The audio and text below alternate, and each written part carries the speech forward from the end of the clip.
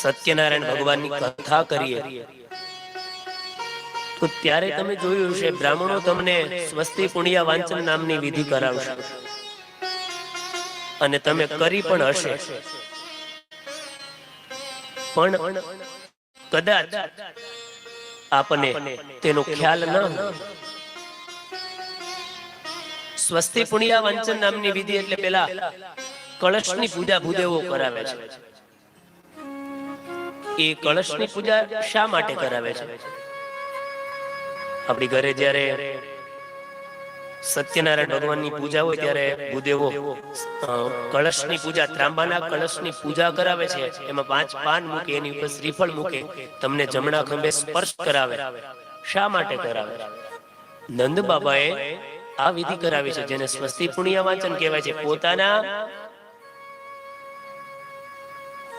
એમાંથી 5 પ્રકારના આશીર્વાદ મેળવવા માટે એનું વાંચન કરાયું છે. એના આશીર્વાદોનું વાંચન કરાયું છે બ્રાહ્મણોની પાસે. તમે કળશની પૂજા કરો ને યજ્ઞમાં, લગ્નમાં, તો જે વ્યક્તિ પૂજા કરે છે એને 5 પ્રકારના સ્વસ્તિ પુણ્ય વાંચનની વિધિમાં બ્રાહ્મણો આશીર્વાદ આપે.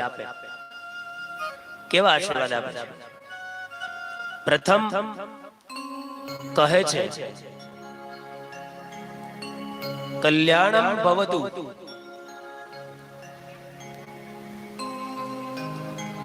કલ્યાણ તમારું બ્રાહ્મણો છે ને એ સ્વસ્તિ પુણ્ય વાંચન કળશની જ્યારે વિધિ થતી હોય અને જમણા ખંભે કળશનો સ્પર્શ કરાવે, શ્રીફળ અને કળશનો નીચે મુકાવી 2 હાથ જોડી અને બ્રાહ્મણો પાસે આશીર્વાદની અપેક્ષા યજમાન કરે છે, ત્યારે એને બ્રાહ્મણ કહે છે કે અસ્તુ પુણ્યમ, પેલા તમારા પુણ્યની વૃદ્ધિ થશે.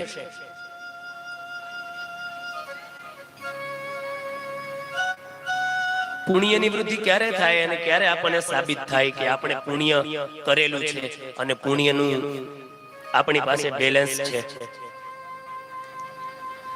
તમે જ્યારે કોઈ પણ સારું કામ કરવા માટે બેસો, સત્કર્મ કરવા માટે બેસો, તમે ધાર્મિક ક્રિયાઓની અંદર બેસો, તમને એનો દિવ્ય લાભ પ્રાપ્ત થાય. તમારું, તમારા વંશજોનું પુણ્ય જ્યારે ભેગું થાય ને ત્યારે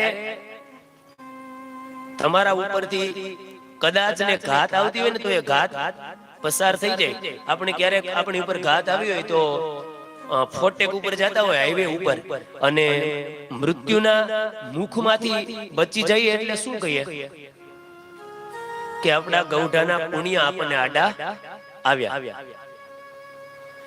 એ પુણ્યની પ્રાપ્તિ કરાવનારું છે સ્વસ્તિ પુણ્ય વાચનનો પહેલો આશીર્વાદ બ્રાહ્મણો આપે છે કે અસ્તુ પુણ્ય, તમારા પુણ્યની વૃદ્ધિ થાઓ. બ્રાહ્મણો પરમાત્માને કહે છે કે અમારા યજમાનના પુણ્યની વૃદ્ધિ થાય. વેદ મંત્રમાં આશીર્વાદ આપે છે.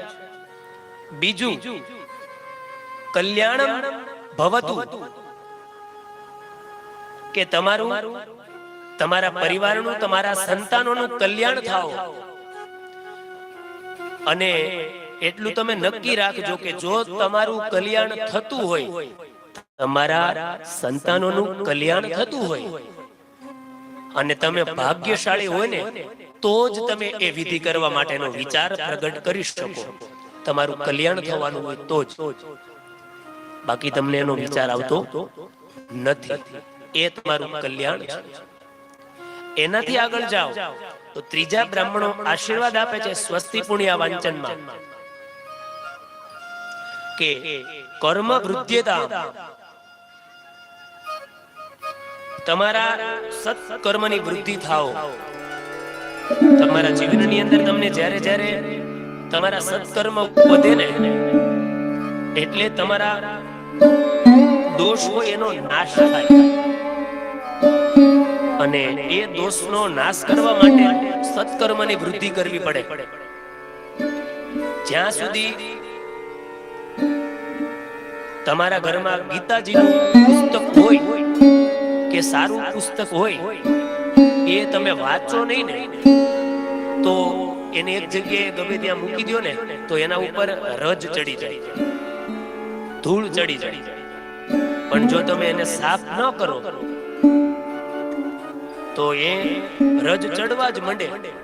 પણ તમે દરરોજની માટે એને સાફ કરી અને ક્યારેક પત્તું વાંચો તો એમાંથી તમને જ્ઞાન મળે. એટલે મારો કહેવાનો અર્થ એવો છે કે તમે જ્યારે સત્કર્મ થતું એમાં સહભાગી થાવ તો તમારું કલ્યાણ થાય. એટલા માટે કર્મ વૃદ્ધિતા એવા આશીર્વાદ આપે કે તમારા સારા કર્મની વૃદ્ધિ થાવ. હંમેશની માટે તમને કોઈનું ખરાબ કરવાનો વિચાર પણ પ્રાપ્ત ન થાય અને તમે કોઈ દિવસ કોઈનું મનથી ખરાબ ન ઈચ્છો એટલે તમારું કોઈ દિવસ ખરાબ ન થાય.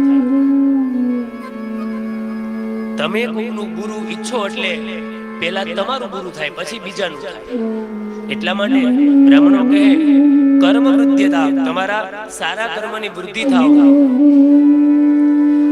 એનાથી આગળ ચોથા આશીર્વાદ બ્રાહ્મણો આપે છે આયુષ્ય મતે સ્વસ્તિ. તમને નિરોગી અને દીર્ઘ લાંબી આયુષ્ય પ્રાપ્ત થાવ. એટલે આપણે આયુષ્ય કળિયુગ પ્રમાણે કેટલી છે? મનુષ્યની 100 વર્ષ. કળિયુગમાં મનુષ્યની આયુષ્ય 100 વર્ષની બતાવી છે. પણ અત્યારે આ કળિયુગની અંદર શું થાય છે?